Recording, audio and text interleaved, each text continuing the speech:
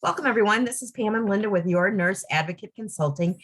And today we're going to be talking with Liz, and I'm going to have Linda introduce her in just a minute. But we wanted to remind you that this is the second part of our three-part series.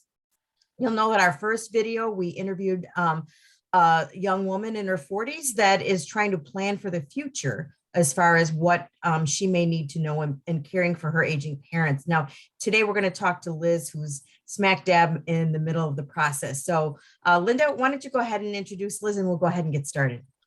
Yes, it's my privilege and honor to introduce Liz Evans, who is here today to tell us her story. She was introduced to me by another individual saying that Liz is kind of right here where she's busy trying to take care of her parents and understand resources and trying to pull things together for them. And it would be great if you could talk with her and if she could share her story. So Liz, I'm going to turn it over to you and you can share your story. Tell us a little bit about yourself, where you are in your family structure, and tell us a little bit about your parents, where they live, and your story. Great. Well, thank you very much, Linda and Pam. I'm really happy to be here today and to get your advice and feedback and thoughts. This is a really complicated situation and difficult time in my life. Always something new, but just a little bit about myself. So I am one of three siblings. My parents live in a different state than I do. Two of the three of us live outside of the state that our parents live in. Our parents currently still married, married for over 50 years, lived in the same house for over 35 years. Very, very active, very independent people up until their early 80s. But very recently have started to have some health issues. And perhaps we, the siblings, the children, are now starting to question whether where they live, their activities, whether they're all really as appropriate as they should be for the types of health issues that they're starting to have. So, like I said, they live in a different city than me, a different state than me. They have a multi-story row house with even about a dozen steps to get up to the front door from the parking in the street. They live up on their bedrooms are up on the second floor, not on the first floor. So there's just a lot of going up and down steps. The house is very large. It's got a big yard, a lot to take care of. And like I said before, they've lived in the house for 30 some years. There's a lot of stuff in the house too that they really don't need to have around anymore. So there's some questions. We've brought up the question of downsizing. We've brought up the question of, do you need to live on one floor? They're really keen on staying in their house, aging in place. And so I have the questions of, well, then what do I need to think about? What are the decisions we need to make to keep them aging in place if that's really what they want to do for as long as they want to do it? Are there fixes that need to happen on the house? Move them down to the first floor? How do you have the decision about weighing the cost of making those fixes versus the cost of moving, and the real cost of moving psychologically as well as financially? Absolutely. And then if they are staying in their house, are there services that I can get for them? Things like cleaning and cooking and shopping that they do not get right now. And they're very reluctant to, because they feel like they do these things just fine on their own. But now that they've had some more health issues, and in particular, of particular concern to me is that they've both been falling more. And Liz, I was just going to ask you as you're sharing your story, what were some of the things that were indicators or red flags to you that they were in a situation where maybe you needed to step in more? Yes. So my father has a little bit more and more dementia each time I see him. He, when you try to suggest something that's not what he wants to go along with, he gets a little bit more difficult to change his mind. But really the bigger problem is he's starting to drag his feet as he walks. And so all of a sudden, all those area rugs all over the place are all trip hazards, and the cobblestone driveway and the dozens of steps in the house, all those things become hazards. My mother has also had some fainting and nausea issues, and was told that perhaps she had a mini stroke, which we think led to a couple of falls that she's had in the past, possibly even. But her falling really concerns me because she is up and down the stairs every day. But right now, they both have told me that they really don't need to change anything about their house. They're okay. And they want to stay in the house. So I'd like them to be able to stay in their house as long as possible. But it seems to me that the time to make the decision about where the assisted living facility that they need to move into, or have a person come in for care, or moving them onto the first floor, the time to have those discussions is now, and not after the hip is broken, or you're getting released from the hospital after a major fall. And so I'd like to know, what are those many steps I can take? Like, for example, this discussion of goals and needs. I can't even get them to discuss it because they say there's no problem. Well, I think one of the things, Liz, too, is holding that card. It's very hard for aging parents to have to acknowledge that they have to give up some independence. So I think using the key, we're going to have these discussions because we're trying to keep you safe in your home because we know that you want to be at home. So I think the first step would not to be talking about leaving the home, but setting the goals and making the discussions about what is it going to take for you to be safe at home. And I think the first thing too is, I don't know what their mobility is, if they are able to get out and about, but certainly for both of them, it sounds like a physical therapy evaluation, a home safety eval, or being evaluated with outpatient therapy. They can evaluate their gait, they can evaluate, and it'd be best case scenario if they could have a home safety eval, because they could identify, the therapist could identify the hazards in the home and adaptations and things like that. So I think, right now where they are, to try and focus on keeping them safe at home would be the first step. And what kind of practitioner does a home safety evaluation? I've never heard of that before. It could come through your parents' healthcare provider. They can make the referral to a Medicare home health agency that can come out to do a home safety eval and then assess their medications for possibly a rationale or a reason why some of these falls are occurring, to see how compliant they are and if they're taking their medications as prescribed, because medications are one of the biggest reasons that elders fall. So having that referral from the healthcare provider for a nurse to come out to the home to evaluate for safety, do a medication, what we call reconciliation, to take a look at all the meds, ask them, do you know why you're taking this? Do you know what this is for? How often do you take this? And then reviewing it with the physician of record. And then having that nurse recommend physical therapy. Physical therapy would then come out and do an evaluation.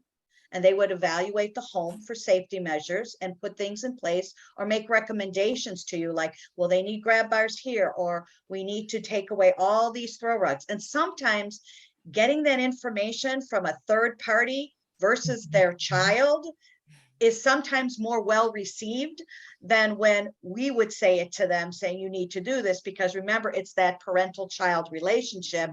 You don't tell me, I tell you type of attitude, because that's how it's been. They're the parent, you're the child. Can I ask, where are you at in the sibling? Are you the oldest, the middle child, the youngest? I am the youngest. Okay. And we have also, so it's my brother, who's the middle child, is the one who lives right in the same city as them. Okay. Um, and my oldest sister lives also out of state, but she's incredibly busy with work, and it's usually weekends. And so Mhm. so it's really tough for her to do a lot of these types of phone calls. Also, just she was the one who always, if my mom said the sky was very blue today, she would say, no, it's not, it's green, because you're wrong. It was just that kind of headbutting. Mhm. And that kind of relationship, unfortunately, is much more difficult now. Mhm. Right. So I was always the baby of the family. I think in many ways they listened to me more Mhm.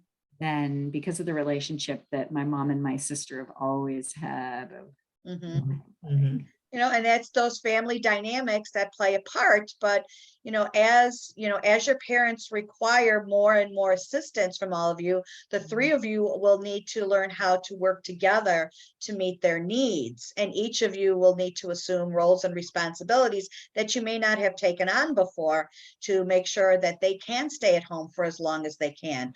But I think, as Pam said, having that conversation now, and actually having it as a family meeting. If your out of state sister cannot do it, or when you're back going to visit your parents, and then getting your brother there and getting your sister on a Zoom call, and all three of you with your parents in the room, just discussing, saying, what are the priorities? What do we need to do? Since this is your goal, mom and dad, to stay in your home for as long as you can, how can we help you achieve that? And they're going to probably say to you, we got it under control. You don't need to do anything. There's nothing you need to do. Then you bring up the reality of, well, remember when you had the fall? Remember when you were doing this? Remember about the shuffling gate? These are the things that you need to bring up to bring them back to the reality of where they're actually at in their journey of life at this time. And here's another point that you can, this is another kind of card you want to keep in your back pocket, is that from the hospital perspective, if they were to fall and get injured, and when there's a fall at home with a hip or that, they get into the hospital, and those social workers and the doctors are going to say they can't go home. And then they're going to be faced with being told that they should go to a nursing home. And so that's not going to sit very well. So again, to reiterate the fact that we need to have these discussions and put these plans in place, because the goal is for you to be safe at home, so we don't have to, be looking at that scenario. And having that home health agency come in and do that evaluation and do that med reconciliation puts another set of eyes and ears on what's going on in the home. And then they will communicate with you on a regular basis in regards to what's going on that they're seeing in the home at that time. And then you all work together as a team to be able to promote better outcomes and a higher quality of care so that they can stay in their home. But Now, Medicare home health is only there intermittently, episodically, and for a short period of time. So they'll help you evaluate.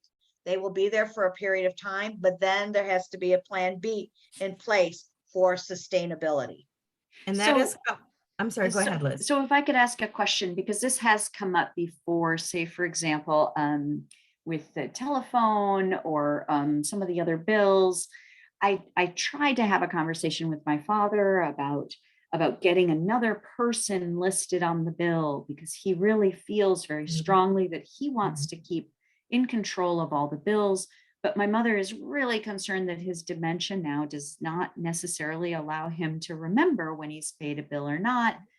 We recently had an event where we went to a family reunion, and he had ended up making 2 hotel reservations for my mother and him at the, so yes, it's only a $700 mistake because he made 2 room reservations. But that's it starts to get difficult.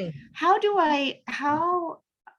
does it work when you're dealing with parents who the courts don't say these people can't make decisions for themselves, and I don't want to make the decisions for them. But do I get a seat at the table when we're talking about the Medicare home health agency? Will they include me in those discussions? Or is that something I also have to get my parents to agree to include me in the conversation? As long Right. as, yes, as long as your parents are deemed mentally competent, they have to give permission to have any of the healthcare providers speak to the children. Mhm.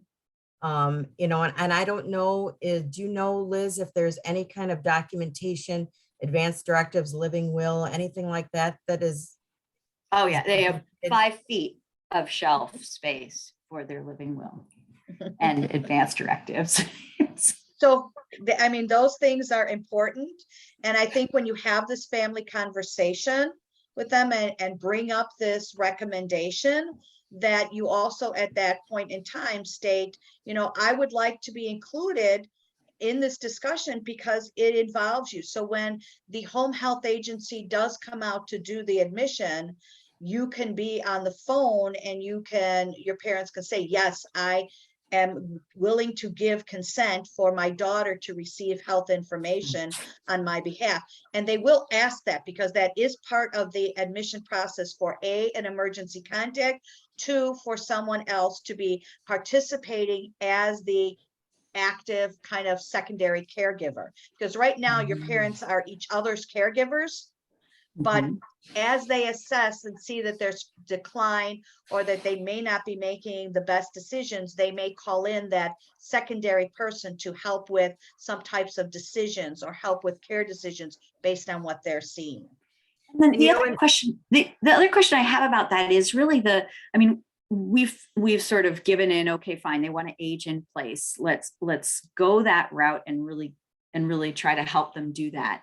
But is it okay, or is it really detrimental to the family and the family dynamic and the health of everybody to really push my aging parents into changing their location, their place they're living, when they're saying we want to age in place?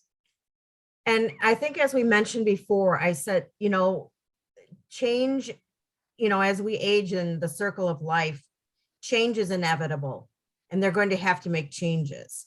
But to try and make the changes small at first so that they can accept that change will make it easier to make changes, bigger changes down the road. So rather than to try and, frost the cake with all the cherries and all, I mean, just start with baking the cake, just start with aging in place and what you can do, like occupational therapy along with physical therapy. They would give recommendations as far as safe bathing, if the bathroom safety, dressing, and as far as the bills go, that's a tough one. But again, during that conversation, say, Dad, we're not here to say you're not competent, but you're getting up there and we really would appreciate maybe if I could be on the bills with you, or maybe we can review them together, because we just don't want you to have, lose any more money and say I guess the big thing is to be as respectful as possible, because again, it's their dignity that's at stake and it's their independence that's at stake. And as Linda said, it's a parent-child relationship and they are the parents. So it's very difficult to swallow. So the more third party, the more other people that you can have making recommendations, the less that's going to fall on the children and the more likely they are to take on those Accept it, yeah. recommendations. Mhm. A lot of times what you may have to do if you want to get on the bills, it may have to come down to them actually, or you being present and actually being with them to call like the electric company, to call like the accountant, to call the bank, and actually having to go in and actually fill out forms to actually have your name on the checking account to be able to receive certain types of statements. They won't necessarily just take a phone call from you. There's processes to protect the individuality of the person and the identity and their assets. So a lot of those things after the initial conversation might have to be done in person with you there. And I would suggest doing only one thing at a time. Like take the biggest priority bill where the biggest issue is and work on that first. Or maybe you just get your name on the checking account so that you can review what is being paid or what isn't being paid. And then this way you'll know that, oh, the electric bill didn't get paid this month, or the cable bill didn't get paid, or, oh my gosh, what is this for? What is this $800, deduction from the account from? So just do one thing at a time, let them accept it, live it, know it's not going to affect them detrimentally, because remember that parent-child, and then move on to the next one. Yeah, because you're able to check the bank statement online with online banking. Many times I've been on the phone with my mom in similar situations. And if we've had to call someone, as long as I have her, we would do a three-way call. As long as I've had my mom on the phone with me, they would talk to me. They would say, Doris, do you give, Pam permission for us to talk, about it? And she would say yes on the phone oftentimes. And the other thing, Liz, that with you being out of state, since COVID, what's become very common that didn't happen a while back is the doctors are very open now. Say if they have a doctor appointment, if your parents have a cell phone, it's very reasonable for you to ask that they put the phone on speaker so that you can hear the doctor, you can hear the doctor's appointment. And that's very acceptable. Mm-hmm.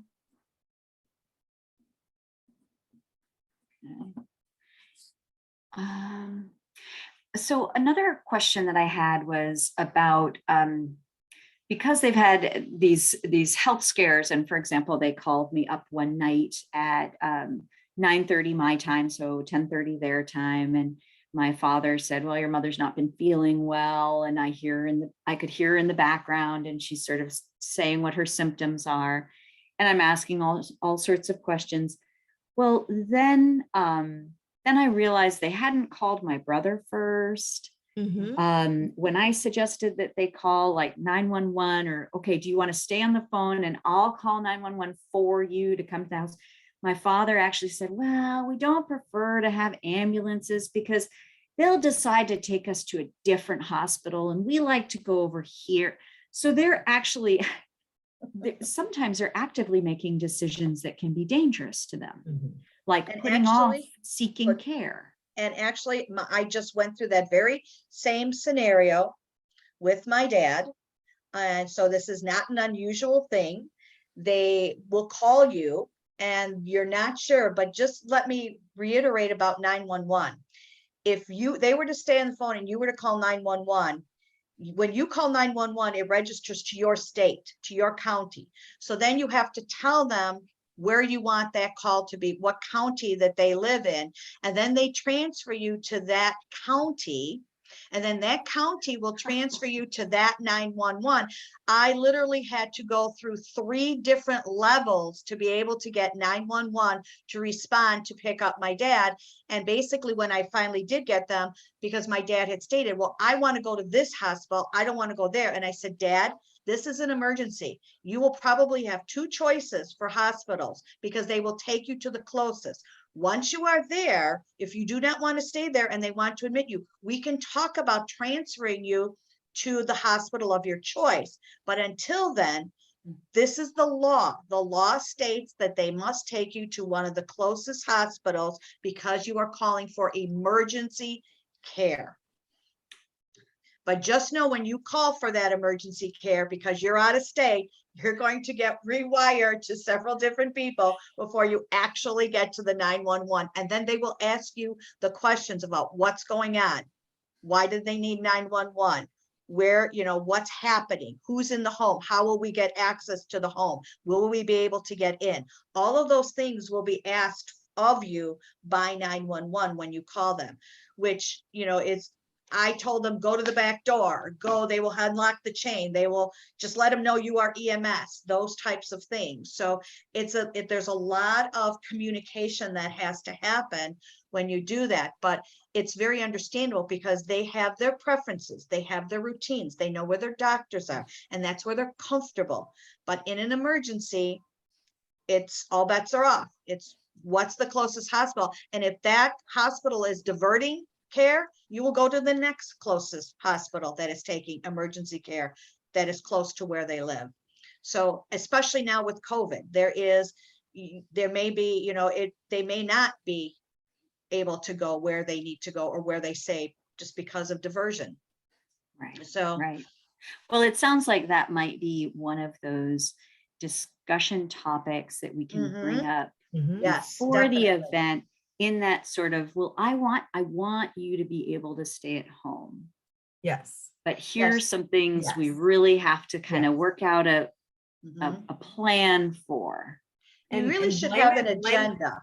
Yeah, Yeah. have an agenda when you set up this meeting. So you have, and talk with your siblings prior to the meeting so that you can set up, and the three of you can have all your questions and your agendas together so that when you present it, it's actually a concise and comprehensive kind of list so that you know where you're going with this, so you're not back and forth. You all But- are on the same page. Mhm. But just avoid an intervention. You don't Yes, want it. do not you do don't want- interventions. Yes, you don't want it to come across as I mean, I would let them speak first and ask them, Mhm. we understand that it's your wishes to want to stay at home, and we want to help you honor those wishes.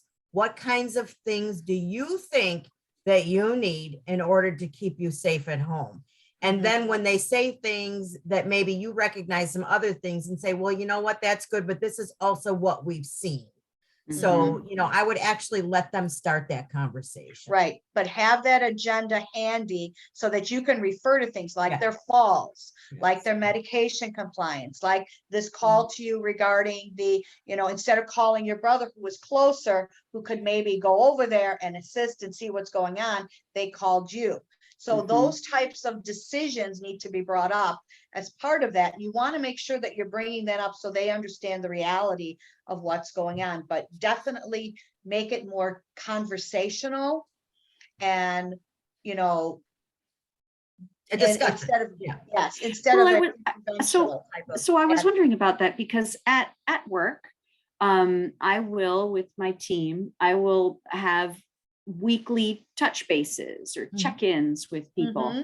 Mhm. Is it too sort of perfunctory to set up a series of weekly check-ins where there is an agenda, and each week I'm asking about the same 5 items and That's checking in perfect. on them? Absolutely. That's highly Absolutely. encouraged. Yes, Yes. absolutely. And involve your siblings, and maybe to take some of the burden. Maybe your sister who's so busy, maybe she could check in on a weekend, or maybe and to have a phone tree, when something happens, who's going to get notified, which, just work out those things with your siblings so that you can share the responsibility. It's very hard to accept the responsibility, or when the responsibility falls on one sibling.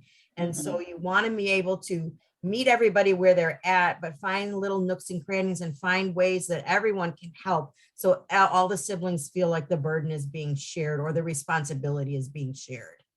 And then the parents see that also, that they see the siblings are bonding and they're working together for their best interest. And it actually makes them feel comfortable and safe because they know everyone is acting in their best interest and everybody is on the same page, and one is not playing one against the other, or the parents aren't playing one child against the other. Everybody is on the same page.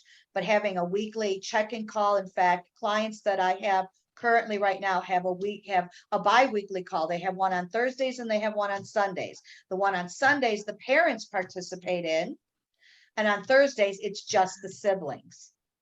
And the siblings talk to be able to say, okay, this is what I saw this week. This is what happened this week when I talked to mom. And they put their agenda together so that when they have the call on Sunday with mom and dad, they can discuss and bring up these things so that they can all be on the same page. And it works very well to them. So you just need to find your cadence around what works best for you and your family.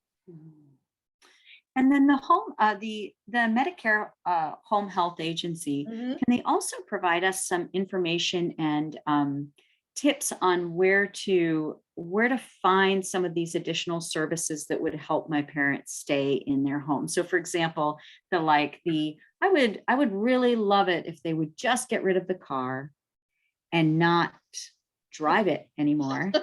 But they probably need some help figuring out, not so much the taxis, they could open, well, they could open the yellow pages because they still have them in that house, but they Mhm. could find the phone number for a taxi and call. But there are other transportation services that can help Yes. and be a little Yeah. bit easier to get in and out of, and who can come up to your door and help you down the steps and things like that.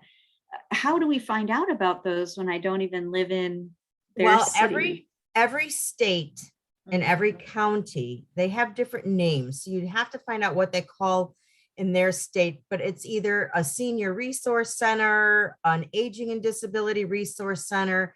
Health and Human Services would be able to tell you what they're called, or how you can connect with them. They're the first place that Linda and I recommend to start. And they're very proficient in local resources. They can even facilitate a meeting. Depending on their financial assets will depend on what services are available, but things such as transportation and more generic services will be available to everyone. Mhm. Okay, great. Because I know that can be, it's just, they're not used to taking taxis, for example. So when it comes down to it, they don't think of things like, oh, if I call the taxi 10 minutes before the doctor's appointment, because it should only take 10 minutes to drive to the doctor's office, there Mhm. won't be a taxi in time, right? Right. And actually these medical transportation companies, they take appointments. So Mhm. at least I'm familiar with the ones in our area. You call and you could call up for next Tuesday. I have appointment. I'm going here. I have to be there at 1 o'clock, and they'll tell you what time they will pick you up. And a lot of times their fee structure is based on income or it's free. So that will also determine, their income status or what their assets are will determine how much they may pay for some of these external resources, or if they have to pay at all. One of the other things in regards to driving that you may want to think about is a lot of times having a child tell the parent that they should no longer be driving because it's not safe or it's scary, it doesn't sit well. And you may think about having their healthcare provider have that discussion with them, because he can actually write a letter, or he can actually determine whether that individual still should be driving or not, and they can actually make the appropriate calls to the appropriate personnel to make sure that they do not Yeah, they tether. actually have a form that they can fill out and send to the DMV in their local area, actually requesting to have their driver's license revoked.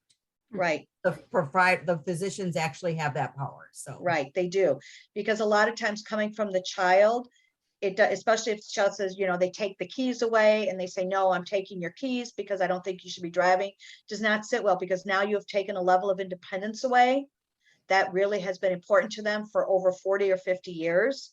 And it's also demeaning, and it's not respectful of them and their life. So we have to be very gentle when it comes to those types of issues in regards to the ability to drive or taking away that privilege.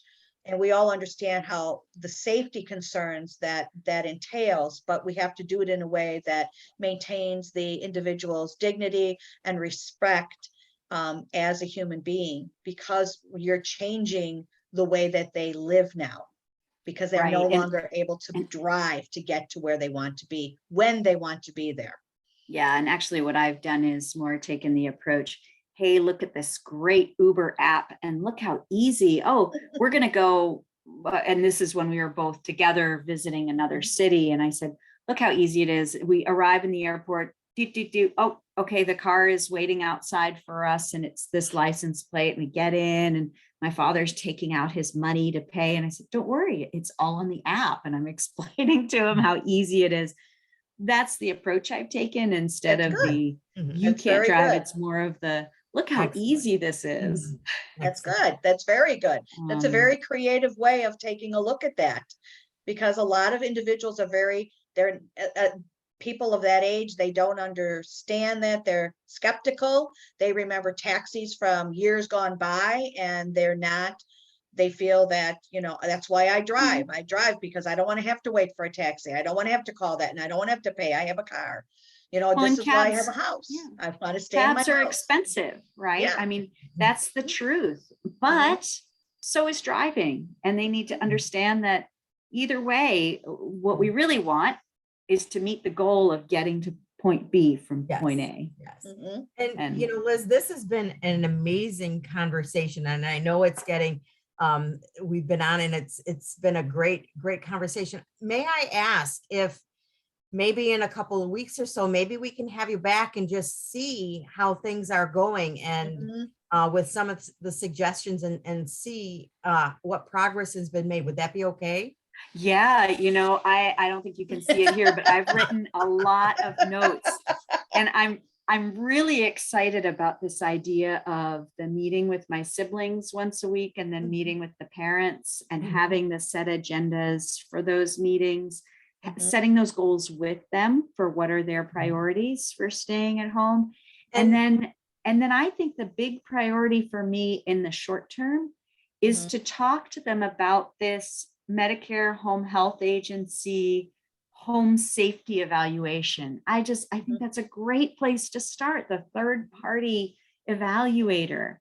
And that would go through the physician. So their Okay. doctor would have to order that. So Right. Mhm. that would go through the doctor. The other thing that we didn't mention real quick is if they would be open or would have the financial ability to consider like a life alert or a lifeline, either the bracelet or the wristband, that if they were to fall or something, or your dad fell and your mom couldn't get him up, they could push that button, and then they could get immediate assistance. And that's that's really smart, Pam, because one thing that I did not mention is, I mean, you can imagine they're in their 80s, so they're not really tech savvy. But what I didn't mention is my mother has never liked the telephone. Mhm. So they still have a landline at home. It does Mhm. not have voicemail. It does not have call waiting, doesn't have caller ID. My father has a cell phone that he cannot hear when it rings.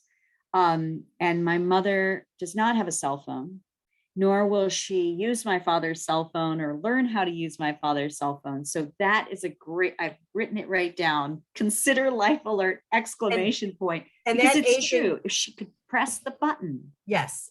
And some they of them, can you don't use- even have to press the button. Some are voice of them is- activated. They As cost soon a as you little hit the bit more. ground, Yep. as soon as you hit the ground, it's activated and calls 911 and your emergency kind. So your name can be on there, 911 is on there, and they follow up. And they even have some where they can even be outside of the home and it will still work. So Yes.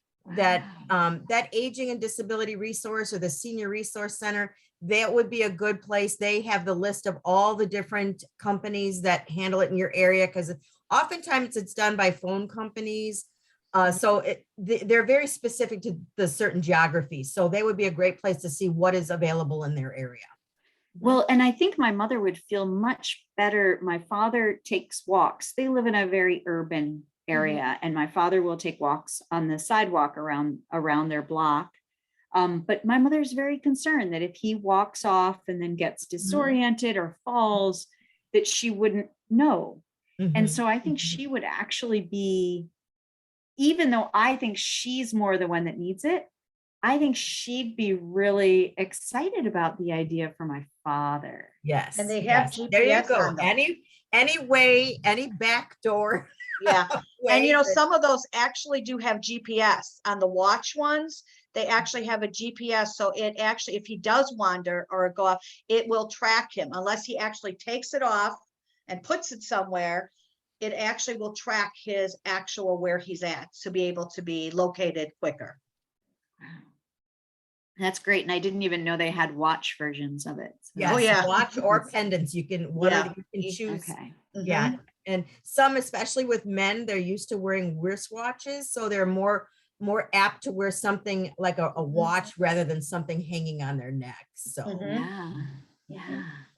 Well, and you could even, if I don't know if it comes with other features, like an Apple Watch, but certainly the idea of like saying, "Oh, you did 1,000 steps today. That's great." No, they or don't "You have did-" that on there. Oh, No, they don't have that on there yet. that's a good idea. Yeah, though, yeah, but they don't have that on there. But basically just know that if something happens, if you choose the one where it hits, they will be, someone will get to them and take them to the hospital, notify you, GPS will track them. Those are the things, because you want to make sure that they stay safe.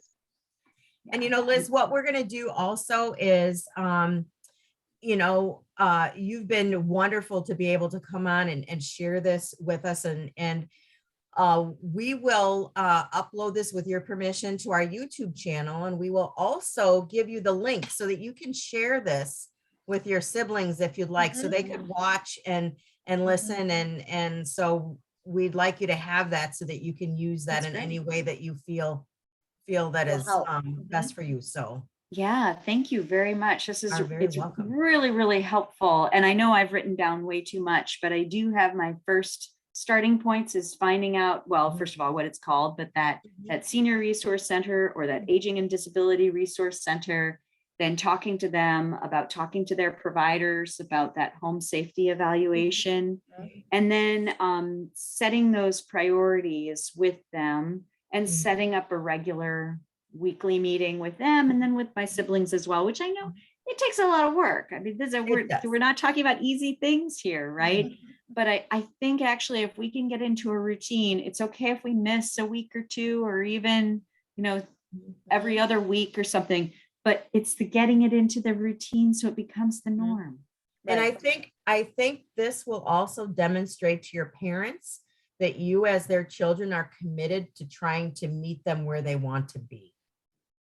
And I think that they will recognize it. And I think further down the line, that will help when other changes need to be made. So that's right. By the time I want to get that dumpster and empty out all that stuff out of their house, we will have built some rapport with them. And I'm gonna throw a little plug out here, Liz. I would go on to our YouTube channel. We actually have a gal who specializes in downsizing for elders. And she gives a lot of tips and strategies about how to do that. So that'll be on one of the videos on our channel. And Linda, do you remember what it's called? It's called decluttering for, maybe, I don't know if it's decluttering for seniors, but it is specifically geared towards downsizing and aging, parents' homes. So great. How to deal with memorabilia. It's got some really good information in there. So. Well, the last time I did get a dumpster and they wouldn't let me touch anything in the house, but we cleared out the yard of so much extra brush that was causing like rat issues and all sorts of other stuff. So baby steps. All right. Baby steps. Exactly.